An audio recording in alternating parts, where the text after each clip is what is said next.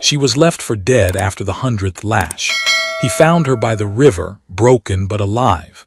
He didn't need a wife, only someone to believe in. What grew between them shook the whole town. The first lash had come with silence. No scream, no plea, just breath, shallow and stunned. But by the 30th, her voice had given out, not from lack of pain, but from too much of it. By the time they reached the 100th, her body was quiet again, though her mind still thrashed somewhere far inside. They left her by the riverbank, where the water ran slow and brown and her blood mixed in with the mud. The townsfolk didn't weep. They didn't mourn. They didn't even speak her name. In their eyes, she had failed in the only thing that mattered. She was a widow, and worse, an infertile one, a womb without worth, a burden to whichever man might claim her next. The sun rose on her broken frame, but she didn't feel it. Birds sang in the trees, but she didn't hear them. It was the crunch of boots, steady, deliberate, that stirred her, not in fear, not in hope, just in reflex, the kind a dying creature has when it senses it's no longer alone. "Mercy," the voice said, not as a question, not even as a prayer, just a breath, surprised and hoarse. Reuben Kane hadn't meant to ride near the river. He was hunting for his youngest, who'd wandered from the cabin again in search of her missing boot. But when his horse balked near the ridge, he saw something strange, a splash of red against the reeds. He dismounted slowly, hand resting near his belt, not expecting danger but always prepared for it. What he found wasn't an animal. It was a woman. Torn dress, welted back, hair matted with blood. Her wrist had a rope burned deep enough to show bone. Her face, what little of it wasn't swollen, was young, younger than he expected. He knelt beside her, pressing fingers to her neck, a pulse weak but present. "Thank God," he muttered. He didn't ask questions. He didn't wait to see if she'd wake. He simply scooped her into his arms, surprised at how little she weighed, and carried her to the saddle. She stirred once, enough to whisper something that sounded like, "I didn't cry." But then she was out again.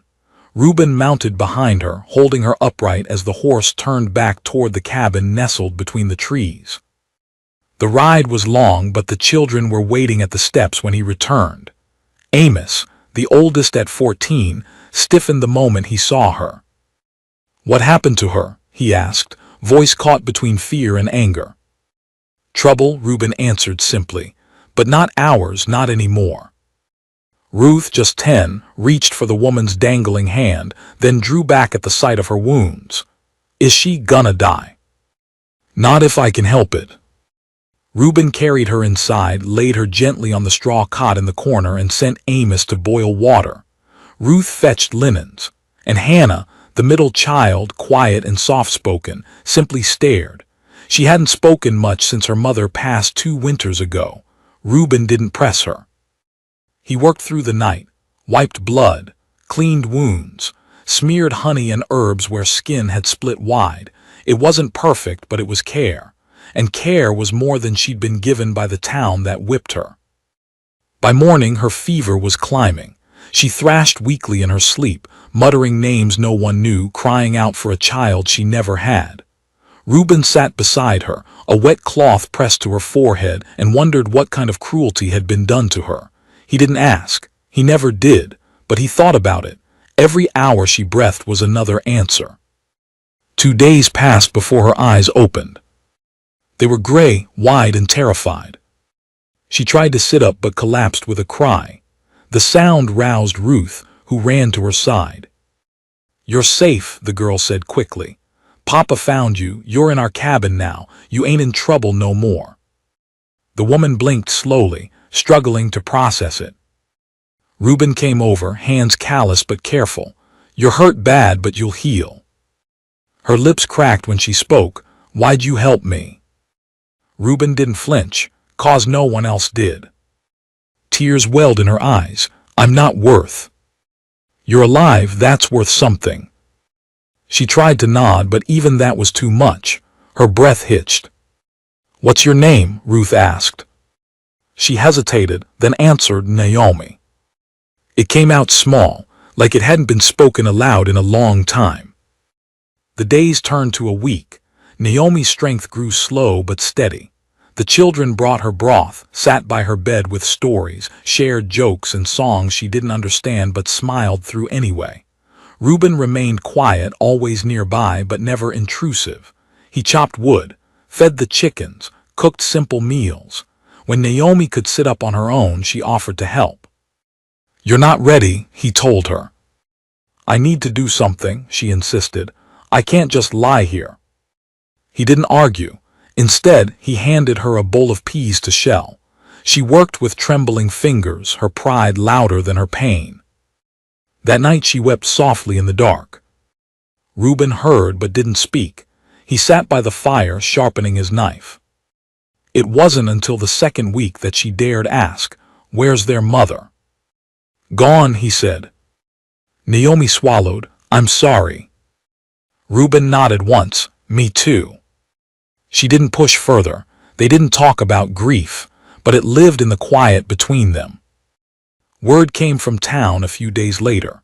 A rider passed near the ridge, pausing to water his horse, and spotted Reuben with Naomi hanging laundry in the sun. By nightfall, the gossip had reached every house in Grey Run. The infertile widow lived. Worse, she'd been taken in by a man with children, a father, a fool, they said, a danger, others whispered. She was cursed. God had turned from her womb, and any man who touched her would be damned. They didn't come to his door. Not yet, but Reuben could feel the shift in the wind. It came on the seventh night. 3 men, lanterns, ropes. He heard them before they reached the fence, told Amos to bar the door, told Naomi to hide. "I won't," she said. "They won't stop."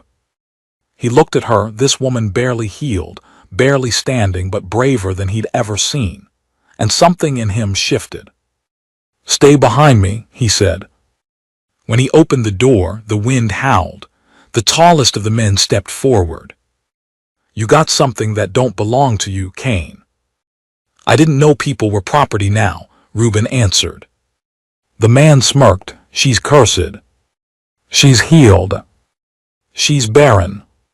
She's breathing." A pause. "She'll bring judgment on your house." Reuben didn't blink. "Judgment comes for all men. You better make sure you're ready." The lantern flickered, the ropes twitched. But the men didn't step forward. Reuben's eyes were fire. And behind him, Naomi stood with her shoulders squared, the hem of her dress stained with old blood and new strength. The men turned back toward their horses. Naomi didn't speak for a long time after they left. When she did, her voice was quiet. "They won't stop. I know. I'll go. No. But your children. They need truth, not fear." Her hand trembled as it reached for his, and for the first time, Reuben took it. Not as a savior, not as a protector. As something closer to equal. And that night when Ruth asked if Miss Naomi would stay, Reuben didn't answer. But he looked at the fire, then at Naomi, and then at the dark outside the window. And the answer was already there. By morning, the town had changed its mind, or perhaps only sharpened its claws. It wasn't just whispers anymore. Naomi's name sat heavy in the mouths of every gossip, every mother clutching her child's hand tighter when Reuben passed by with his wagon, every man who scoffed at the idea of a widow with a cursed womb daring to be seen, let alone sheltered.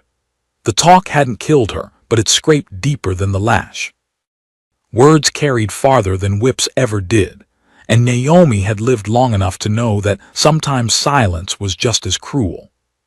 Still she stayed. Reuben hadn't asked her to. He hadn't needed to. The night they stood together at the threshold of that cabin, the way his children looked at her, not with fear, but with that childlike curiosity that hadn't been beaten down yet, it had settled something in her bones. She was tired of running, tired of bending her back to earn scraps of kindness that never lasted. The first time Ruth offered her a bundle of wildflowers without asking for anything in return, Naomi's hands had shaken as she took them. Kindness without condition was rarer than rain in the dry months. Naomi spent her mornings by the hearth sewing, teaching Ruth how to mend seams, showing Hannah how to braid cord tight enough to hold kindling bundles. Amos, stubborn like his father, was slower to soften, but even he started watching the way Naomi moved, quiet, deliberate, never wasting motion or word. Reuben noticed it too. She didn't take up space like most people did. She folded into it, became part of the rhythm. And before long, it wasn't just his house she was part of. It was their lives. But peace has a price, and in Grayron nothing comes free, least of all forgiveness. It happened one market day, 2 weeks after the lanterns at their doorstep. Naomi had insisted on coming. Her wounds were mostly healed, though the deep ones still ached with the weather. She wore her old shawl and kept her head high, even when Reuben offered to walk ahead. She told him, "I've faced worse than stairs. Let them try their worst." He didn't argue, he just walked beside her. The market square was a splash of noise and motion, burlap sacks, hand-woven baskets, the scent of smoke and dried meat and fresh bread. Children ran laughing between stalls. A fiddler played near the well. And into it all walked Naomi, the shadow of 100 lashes etched deep in her skin but not in her stride. People parted for her. Not out of respect. Out of something closer to dread. She could hear the murmurs, "That's her, Cain's taken her in, infertile witch, shamed her husband's name, now she's after another." Naomi didn't flinch, but when Ruth reached for her hand, she held it tight. The butcher, a man with arms like hams and a temper that stank worse than his stall, refused to look at her when she asked for suet. "Don't sell to the cursed," he muttered. "Bad enough Cain brings her here." Reuben was at her side in an instant. "You want my coin or not?" The butcher hesitated, eyeing Reuben's bulk, then scooped the suet into a sack. "You'll be the one cursed next, mark my words." "I've been marked before," Reuben said. "Didn't kill me yet." Naomi turned then, locking eyes with the butcher. "Better men than you have tried." They walked away in silence. Back at the wagon, Hannah sat sorting the dry goods, humming softly. She didn't ask what happened. She never did. Naomi was grateful for that. As they packed up, Reuben looked at Naomi. "You don't have to come next time." Her reply was quiet. "I'll always have to come, whether it's here or somewhere else. Running won't change the truth." "And what's the truth?" She turned to him, tired but resolute. "That I'm not what they say I am. I never was." That night Naomi couldn't sleep. She sat by the window, watching the stars blink between clouds, her fingers twisted in the hem of her dress. Reuben came downstairs without a word, sat beside her. "They're gonna keep coming," she said after a while. "Not with ropes, with words, with spit in the dust. They want me gone." Reuben leaned back in the chair, arms crossed. "Let them want. And your children. They see who you are, not what the town says." Naomi looked down. "You don't know what they called me before, when I couldn't give him a child, when I buried the only one I carried." Her voice caught. "He said I was less than a woman, said I was God's mistake." Reuben was silent for a long moment. Then, "He was wrong." She turned to him, tears lining her eyes. "Why?" "Because you're here, because you got up, because my children laugh again, because I've seen storms and I've seen mercy, and you're both." She didn't speak again, but she didn't need to. When spring came early that year, Naomi found herself in the garden, knees in the dirt, showing Hannah how to space the seeds for corn.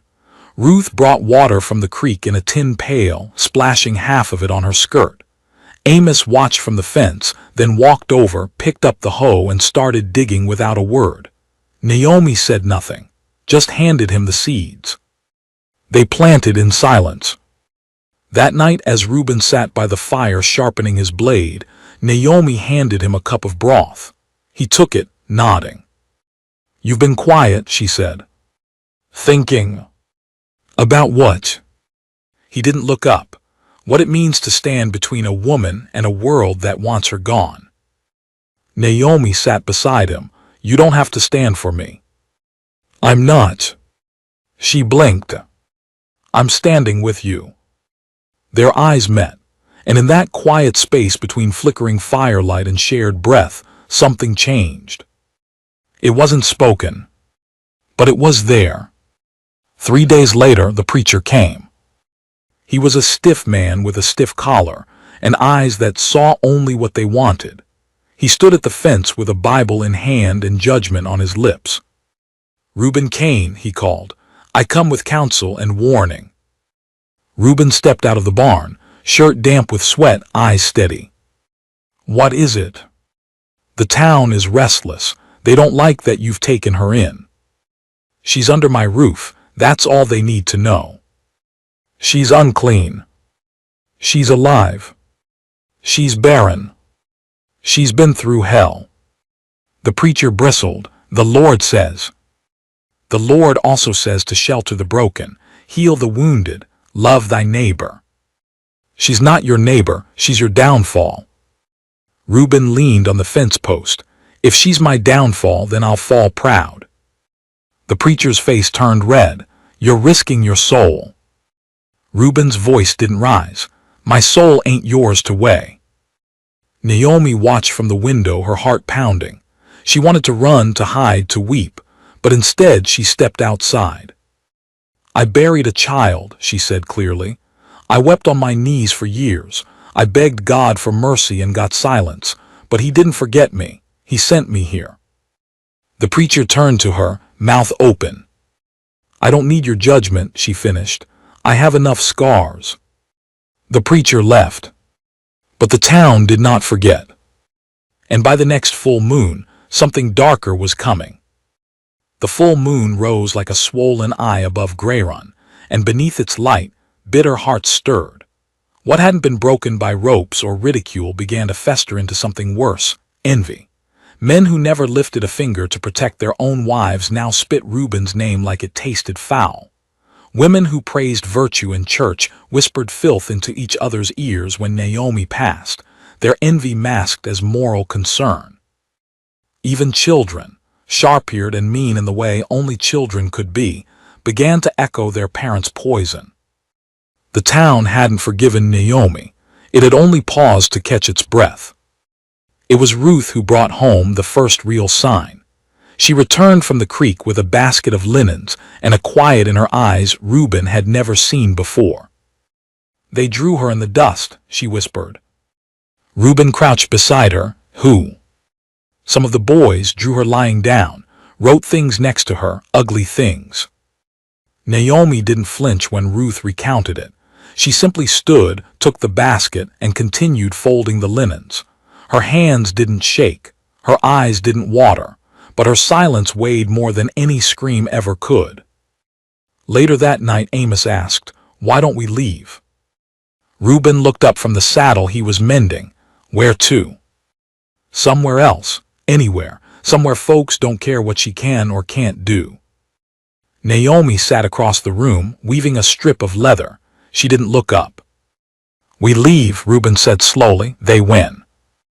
"But they ain't gonna stop, Pa, you know they won't." "No," Reuben agreed, "but we ain't leaving." That settled it, or so they thought. 2 nights later, the barn was set on fire. Reuben had just gone to bed, Naomi asleep beside Ruth and Hannah on the floor when the crackling woke him. He knew that sound. It wasn't the hearth. It was dry hay, burning fast. By the time he reached the barn, flames were curling through the rafters, licking the beams with ravenous hunger. The horses screamed. Reuben didn't hesitate. He tore the doors open and ran inside, choking on smoke, slicing at ropes with his knife. Naomi appeared at the doorway moments later, face pale, dress clutched tight against her frame. She ran to the trough, grabbed a bucket, and began hurling water, shouting for Amos. They got the horses out, but not before the roof gave way. The barn was lost. They stood in the ash after, faces streaked with soot, breath ragged. "They'll keep coming," Naomi whispered. "I know." Reuben looked out across the fields, at the empty horizon that felt tighter every day. The next morning the sheriff came. He didn't apologize, didn't offer help. He just adjusted his belt and muttered, "Can't prove who done it. Could have been lightning." No clouds last night, Reuben said. Dry season, lightning travels. I saw boot prints. Could have been yours. They circled the barn before it caught. Could have been coyotes. Reuben stared at him. I know who did it. Sheriff shrugged. Don't matter if I can't prove it. Reuben nodded slowly, then shut the door in his face. Naomi was standing behind him. You're not going to fight. I did with words, with fire if I had to, but the sheriff ain't interested in justice, just peace, and peace is easier when the ones they hate leave. So we're leaving. No. She blinked. Why not? Because this land is mine. I built it with my hands. I buried my wife here, raised my children here. If they want me gone, they can come take me. And me. He met her eyes. You're here because you chose to be. I won't decide for you. Naomi nodded once. That night she packed her things. But she didn't leave. She just moved into the room that had once belonged to Reuben's wife. The children said nothing. Amos simply helped move the cot. Ruth placed a folded shawl at the end of the bed. Hannah brought a dried flower and left it on the windowsill. No one said the word wife. Not yet, but something shifted. Naomi began walking into town alone again. Not to defy them. To remind herself she could. At first they only watched. Then they began again, shoving, spitting, whispering behind hands. Once a woman dropped a basket in front of her and said, "Pick it up. That's all you're good for." Naomi picked it up, set it on the table, and said, "That's one more thing than you've ever thanked me for." Word got back to Reuben. "Let me come with you next time," he said. "No, they'll only get worse if you do." "I don't care." "I do." She kissed his cheek then, the first time. He didn't say anything, just held her hand.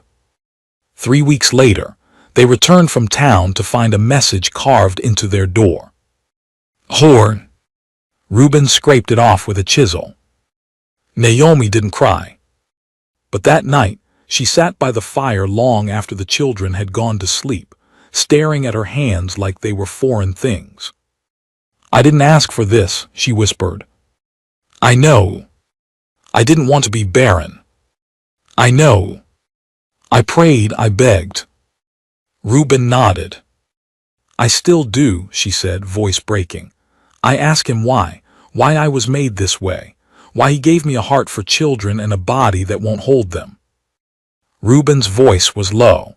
"Maybe he didn't give you children so you could find mine." Naomi looked at him, eyes wide. "They needed someone," he said, "so did you." Silence again, but this one was warmer. Later in the soft hush of dawn, Ruth climbed into Naomi's bed and whispered, "Can I call you Ma?" Naomi didn't answer. She just held her close. The next market day, they went together. The town didn't speak, didn't spit, didn't shove. But they stared. And then the preacher stepped forward. He raised a hand and said, "The Lord judges the heart." Naomi froze. "But man," the preacher continued, "judges what he sees." He looked at Reuben, at a man who took in the broken, at a woman who stood back up, at children who laugh again. He paused. "And maybe that's enough." Then he stepped aside. The crowd parted. No one smiled, no one welcomed. But no one stopped them. Back at the cabin, Reuben sat on the porch while Naomi kneaded dough. The sky above was heavy with summer clouds. Rain would come soon. A good thing. He looked over as she stood at the doorway, flower on her cheek, hair tied back, eyes steady. "You still want to leave?" he asked. "No," she said.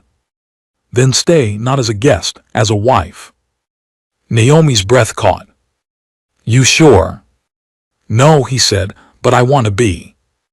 She nodded once. And in the space between thunder and breath, she said, "Yes." The wedding was not a spectacle, nor was it invited. No church bells rang, no guests arrived bearing pies or blessings. There was no white dress. Naomi wore her shawl cleaned and mended, and Reuben wore the same coat he used for winter chopping. The preacher who came did so without his Bible and with no choir behind him.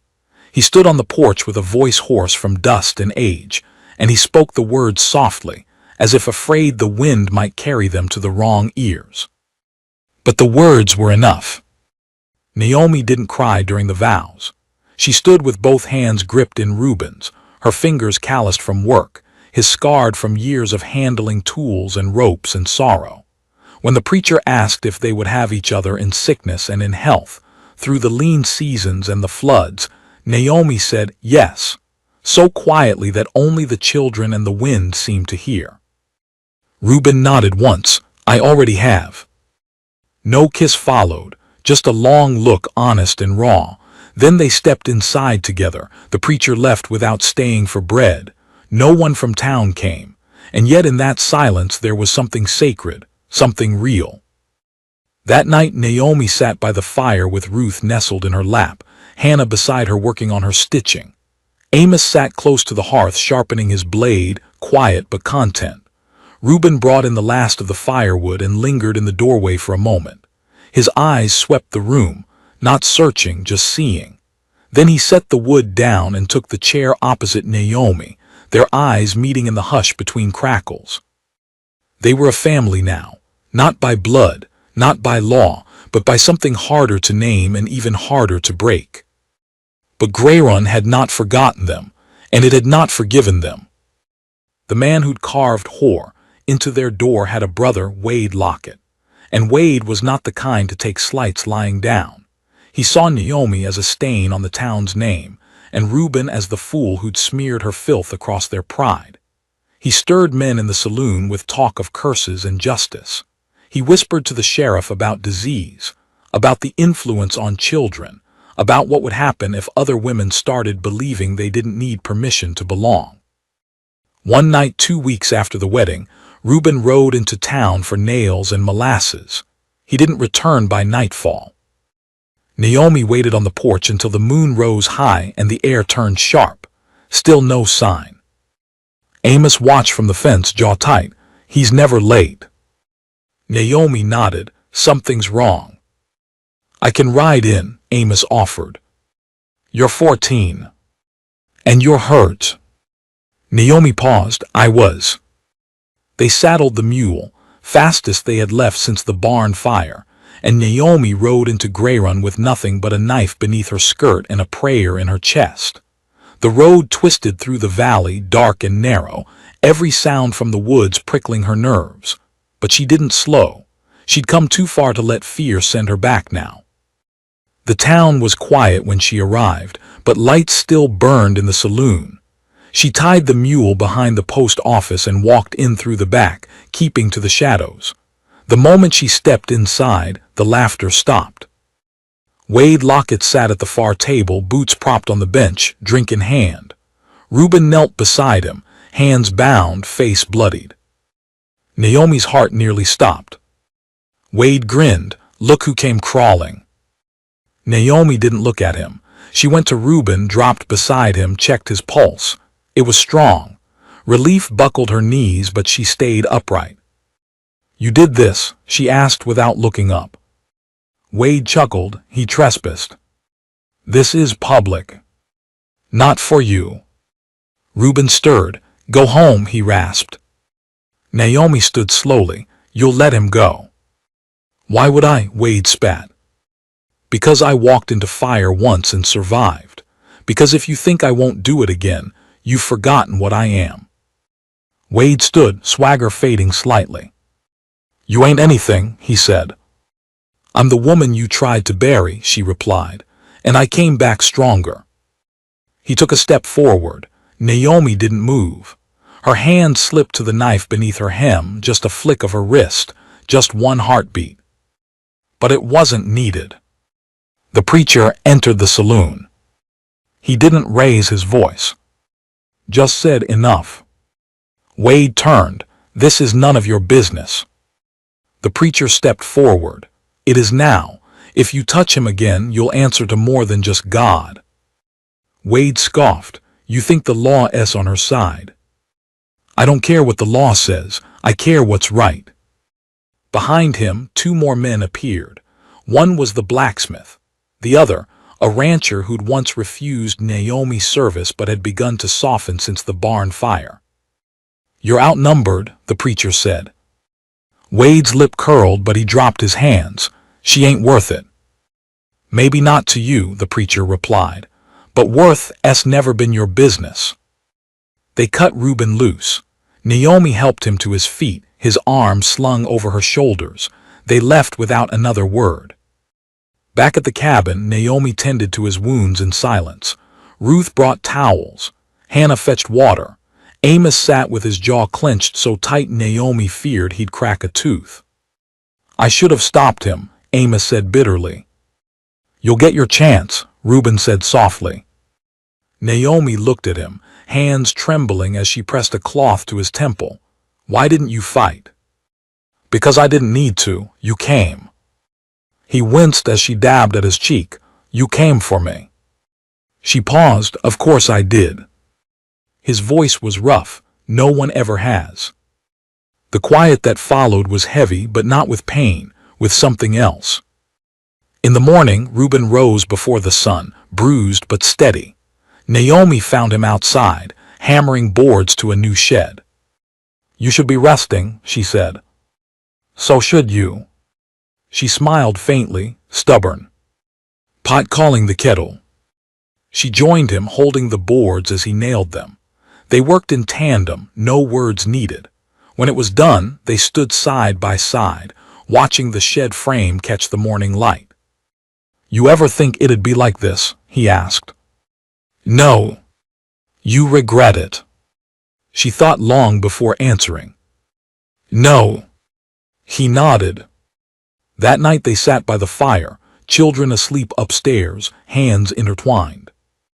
Naomi looked at him. I was made to believe I was worthless, that I was a failure, but now. Reuben waited. Now I feel like I belong. You do. She leaned her head against his shoulder. And for the first time in years, Naomi Wren dreamed without fear. But peace in Grayron was never long-lived. The next morning, the sheriff came again. He didn't knock. Just opened the door and said, They're calling for a trial. Naomi turned from the stove, wooden spoon in hand. Trial for what? For stirring unrest, for bringing fire down on the town. Reuben stood. That's nonsense. The sheriff shrugged. Doesn't have to be true, just loud enough. They want to drive us out. They want to make an example of you. Naomi stepped forward, then let them. Reuben stared at her. Naomi. No, she said firmly. Let them say it to my face. Let them stand in the sun and speak their lies out loud. I'm done hiding. The sheriff shook his head. You don't know what you're asking. I do, she said, and I'm not afraid. Reuben looked at her, his eyes dark and deep as river stones.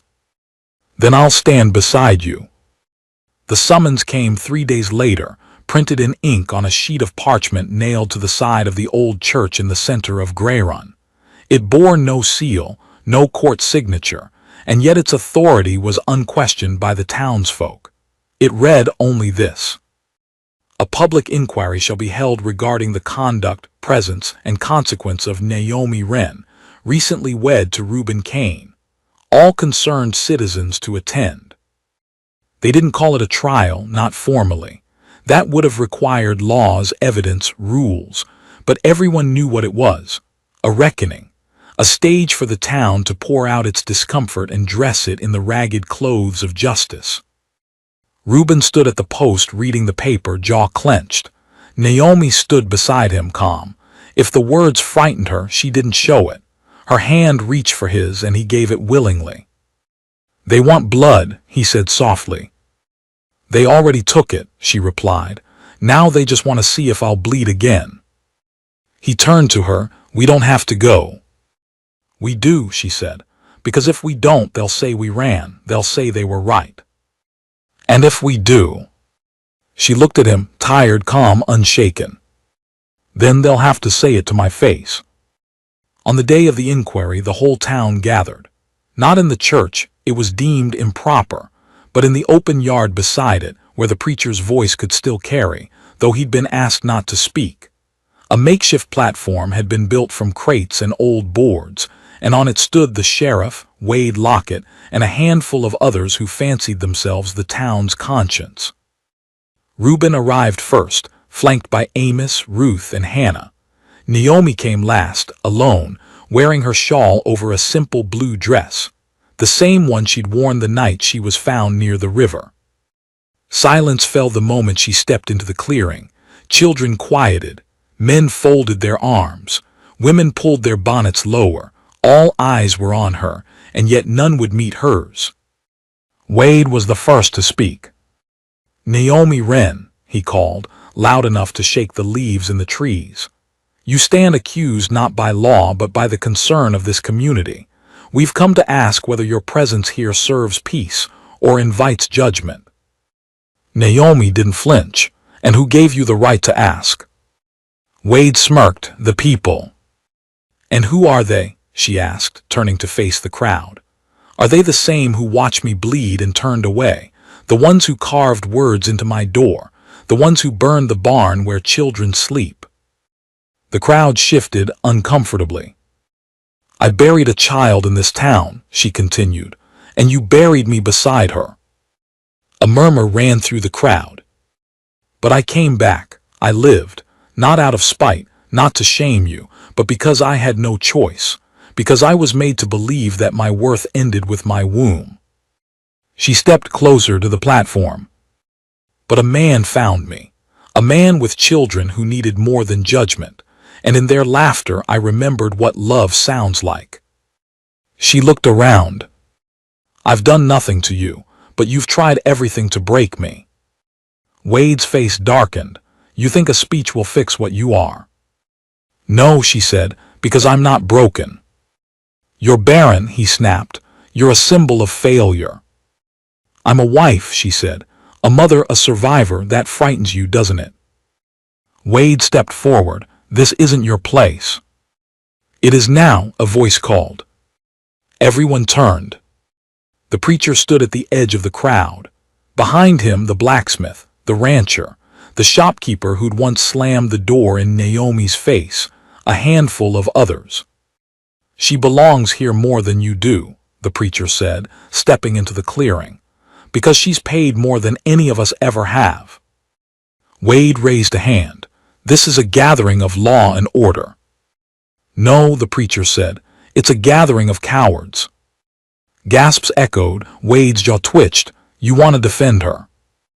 "I want to remind this town what mercy looks like." "She's cursed." "No," the preacher said, "she's chosen. God doesn't waste breath on the faithless, and she's still breathing." More murmurs. Wade turned back to Naomi. "You should leave for your own safety." Naomi stepped forward. "I won't, and if you try to make me, I'll remind you how many people now stand behind me." The blacksmith nodded. "I've got rope stronger than your spine, Wade. Try anything." Wade hesitated. Then he stepped down from the platform and walked away. The sheriff followed without a word. Naomi stood there a moment longer, the wind teasing her shawl. Then she turned, walked to Reuben and took his hand. The crowd parted again, not in fear this time, in silence. Back at the cabin, no one spoke until long after the sun had gone down. The fire crackled. Ruth was asleep against Naomi's arm, Hannah snoring lightly near the hearth. Amos sat by the window with a rifle across his lap, though his hands were relaxed now. Reuben poured water into 2 mugs and handed one to Naomi. "You were braver than me," he said. She took it, not braver, just tired of running. "You think they'll leave us be now?" "No," she said, "but maybe they'll think twice before trying again." He nodded. "You could have left, you know, that first night I brought you here." "I almost did." Why didn't you? She looked at him. Because I saw how your children looked at you, and I wanted someone to look at me like that again. His eyes softened. They do now. She smiled. Weeks passed, then months. The town didn't forget, but it grew quieter. The threats slowed, then stopped. Naomi returned to the market not with defiance but with grace. She bought flour, sold eggs, taught Ruth how to barter. When the butcher refused her service again, the shopkeeper behind him stepped forward and said, "I'll take your coin." And the next week the butcher nodded stiffly in her direction. Not an apology, but not contempt either. Naomi found work teaching some of the younger girls how to sew. At first only 2 came, then 5, then 10. Mothers began sending their daughters not to learn thread work but strength. They didn't say it aloud, but Naomi knew. One afternoon, as she sat beside the creek with Ruth and Hannah, Amos rode up on the mule. "Sheriff came by," he said. Naomi looked up. "What now?" "He says there's word spreading from other towns about what happened here, about a woman who stood her ground, a preacher who spoke against the mob. Folks are talking." Naomi frowned. "What are they saying?" "That maybe Grayron's changing." She didn't answer, just looked out across the water where the sunlight danced like small blessings. That night, Reuben took her hand as they stood beneath the stars. "You ever wish things had gone differently?" he asked. "Yes," she said, "but not anymore." He looked at her, really looked. "You gave them hope," he said. She shook her head. "I gave them truth. They chose the hope themselves." Inside, the children laughed at some shared joke, the kind that never made sense to adults, but always felt like the sound of a home being built. Reuben pulled Naomi close. "You built this." "No," she whispered, "we did." And under that star-laden sky, where judgment had once hung like a noose, there was only peace. But as the seasons turned and the leaves began to fall, a letter arrived. One that would test everything they'd built. The letter came folded 3 times, sealed not with wax but with twine and dust. No return name, no marking, just the faint smudge of a fingerprint on the back. Amos had found it resting atop the fence post by the main gate, where wind had nearly claimed it. He'd brought it in carefully, setting it on the kitchen table like something fragile or dangerous. Naomi saw it and froze. She hadn't received a letter in years. Not since her first husband, not since the baby was lost. Most of her family had turned their backs after that, choosing silence over shame. The townsfolk had carried the whispers, but her kin had carried the blade. No one wrote. No one asked. No one cared. Except now someone had. Reuben saw the change in her expression and said nothing. Just nodded once, quietly, before slipping outside to give her space. The children followed without being told, an unspoken courtesy they'd all learned from Naomi by now. She sat alone, her shawl draped across her shoulders, and ran her fingers across the paper like it might vanish. Then, with a breath, she untied it and read. "Naomi, I heard what they did to you. Word travels slow but doesn't stop. I know I've no right to reach out. But you should know he died last winter. Pneumonia took him fast, no time for last words. I also know I never stood up for you, not when it counted. I should have, you were my sister. I thought shame was something to outrun. I see now it was me who brought it. If you still carry any love for the place we buried Mama, it needs tending. I can't do it alone. Clara." Naomi read it twice.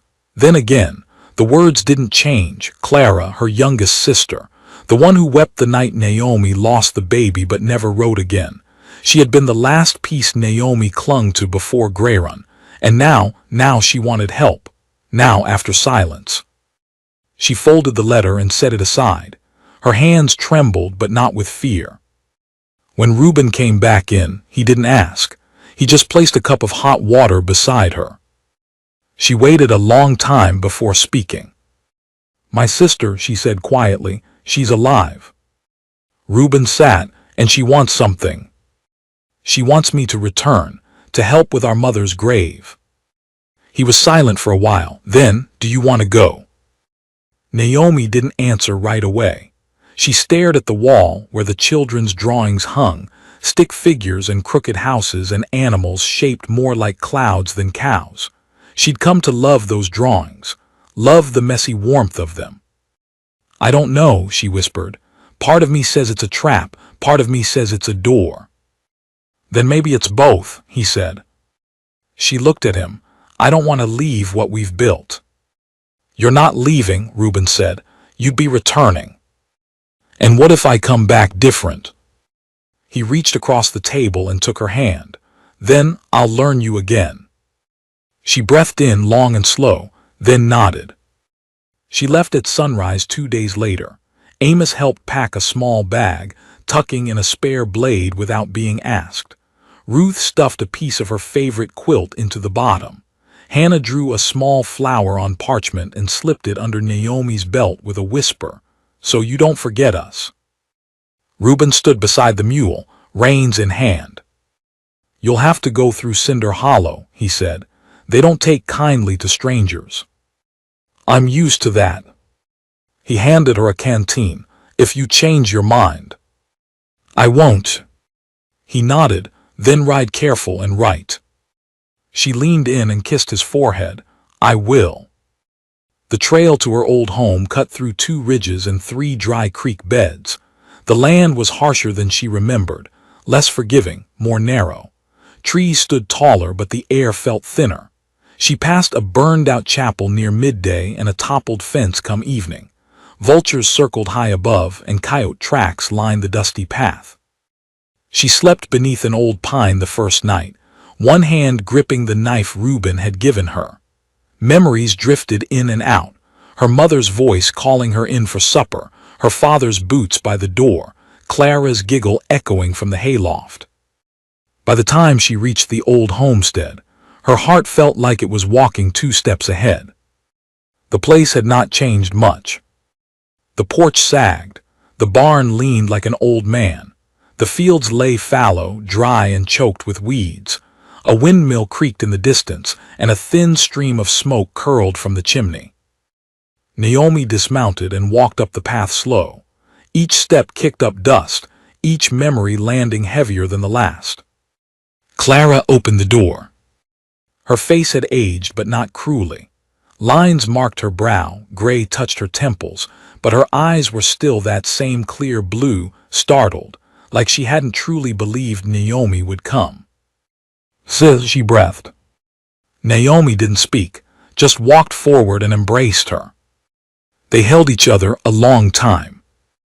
Inside, the house smelled of sage and old fabric. The hearth was cold. A single candle flickered near the kitchen.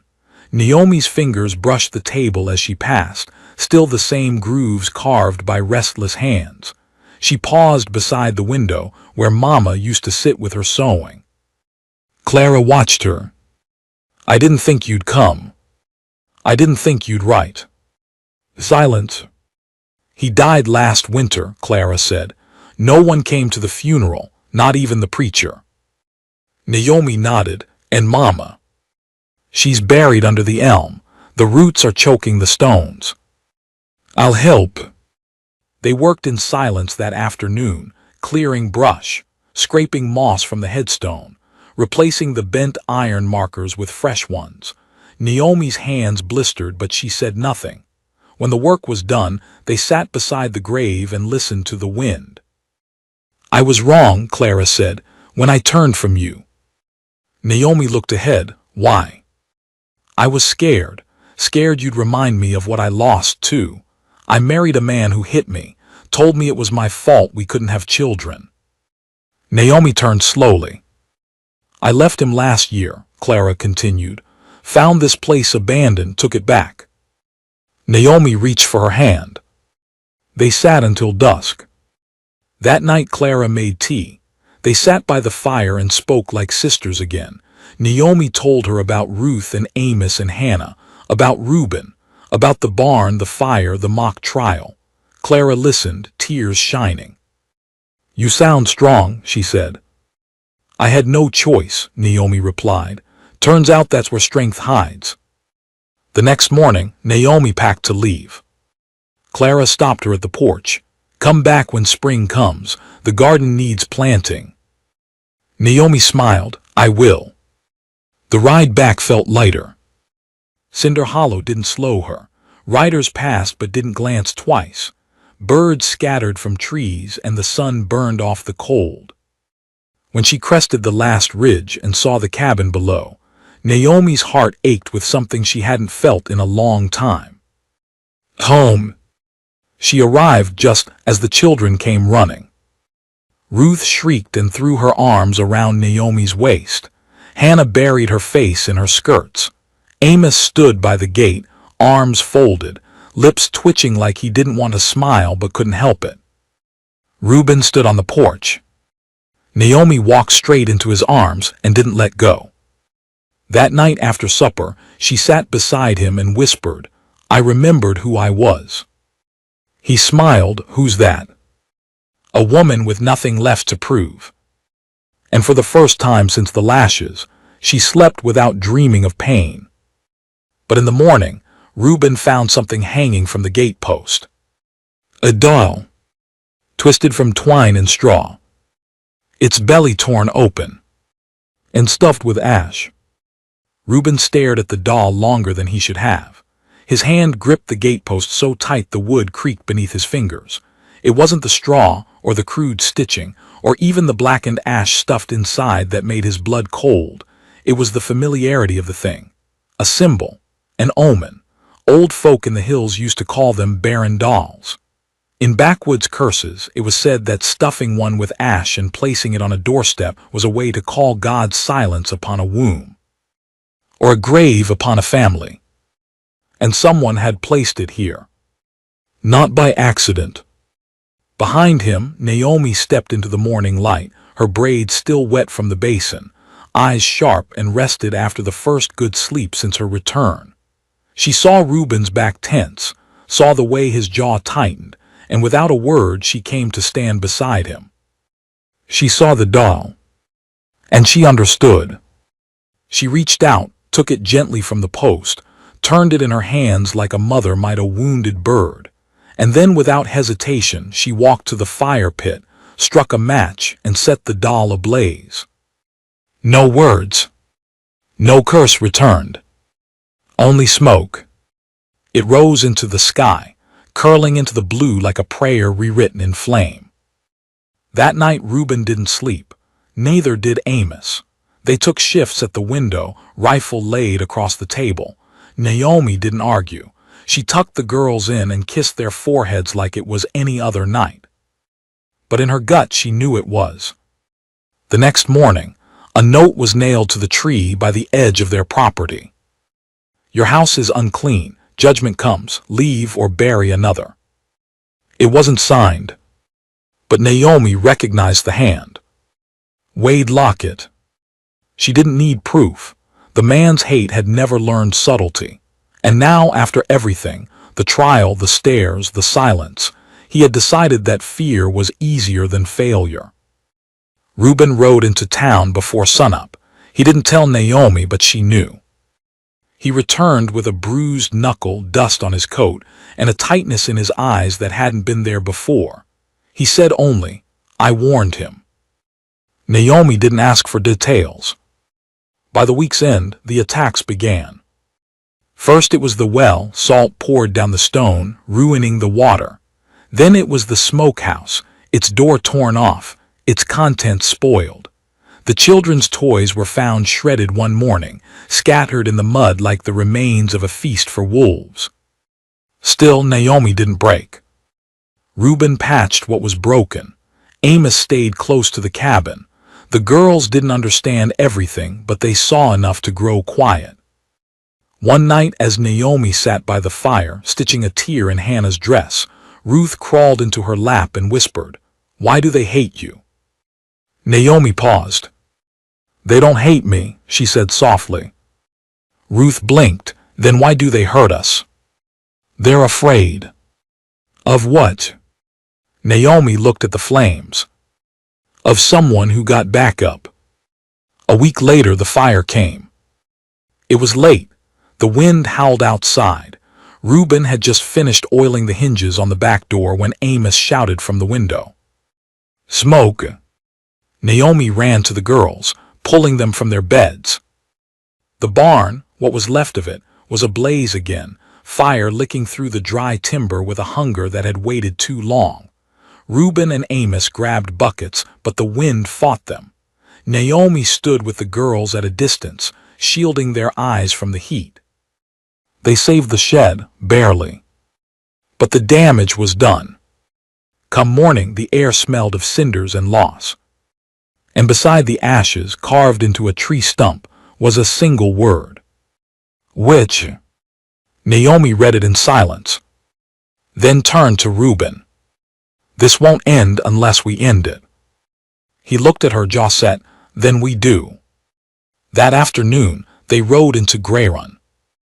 All of them. Naomi in front, Reuben beside her, the children trailing in the wagon. The townsfolk stopped what they were doing. The blacksmith put down his hammer. The shopkeeper froze with a sack of flour in her arms. The preacher stepped out from his chapel and crossed himself. Naomi stopped in front of the saloon. Reuben dismounted, so did Amos. Naomi walked up the steps and pushed the door open. The saloon was quiet, only a few men inside, and Wade at the far table, drink in hand. He looked up, smirked. "Well, if it ain't the Holy Family." Naomi didn't blink. "We know it was you." Wade leaned back. "Noan and Pravin ain't the same." Reuben stepped forward, fists clenched. But Naomi raised a hand. "I'm not here to fight," she said. "I'm here to finish."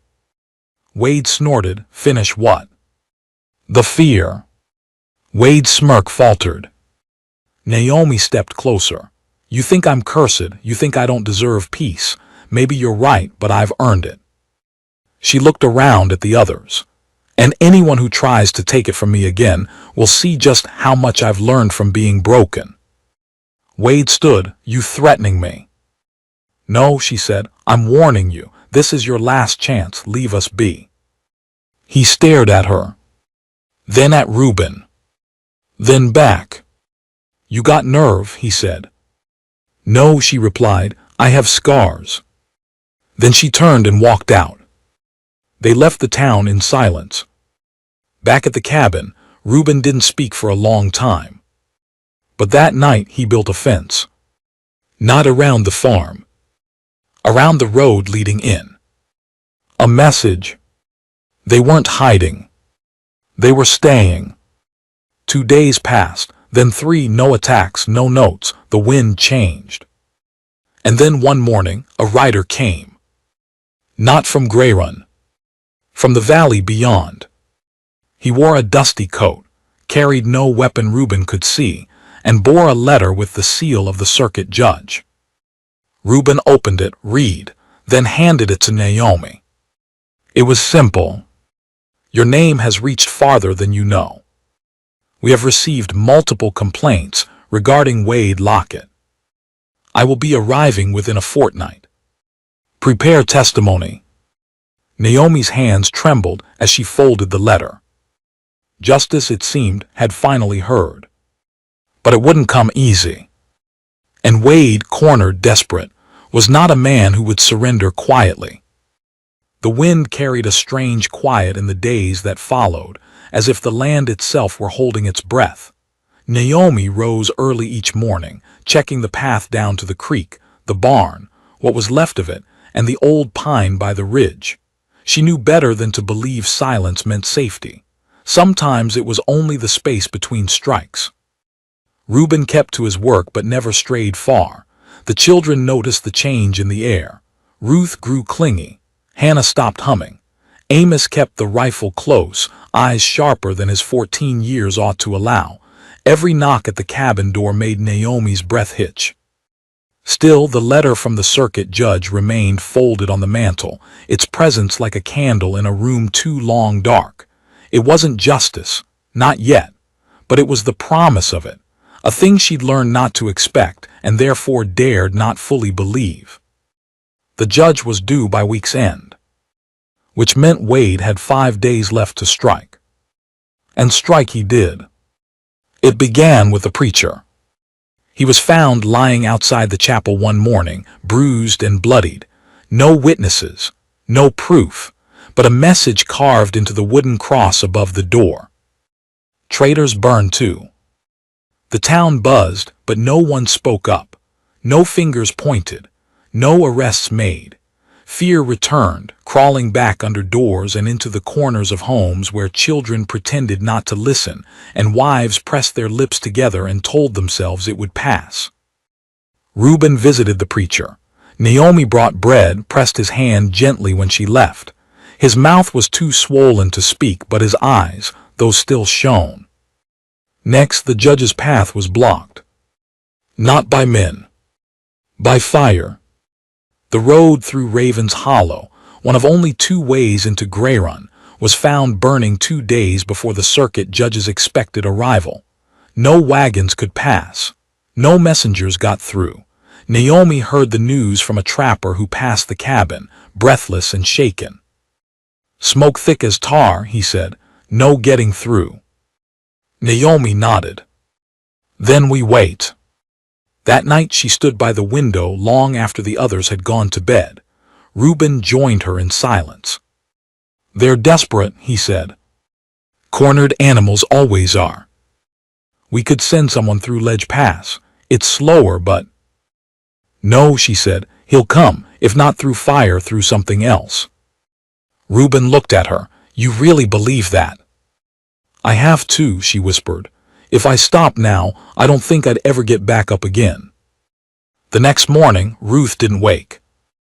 Naomi found her burning with fever, sweat pooling at her hairline, eyes fluttering beneath closed lids. Hannah stood beside the bed, tears streaking her cheeks.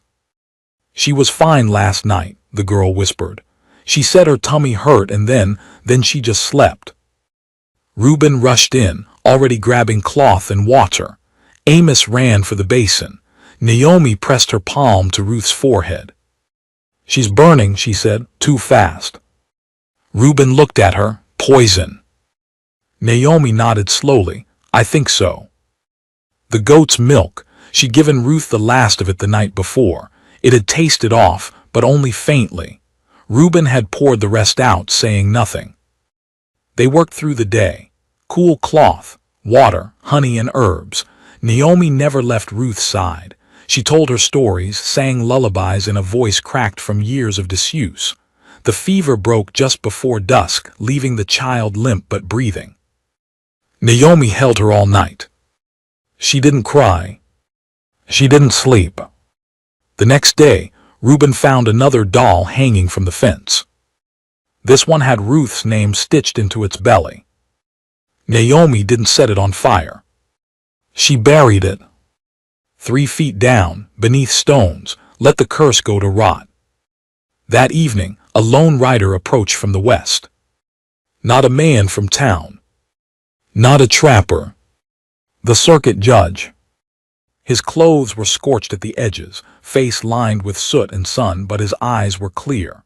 He dismounted slowly, handed Naomi a sealed satchel and said, "I came through Ledge Pass. Nearly lost a wheel on the ridge." She took the bag.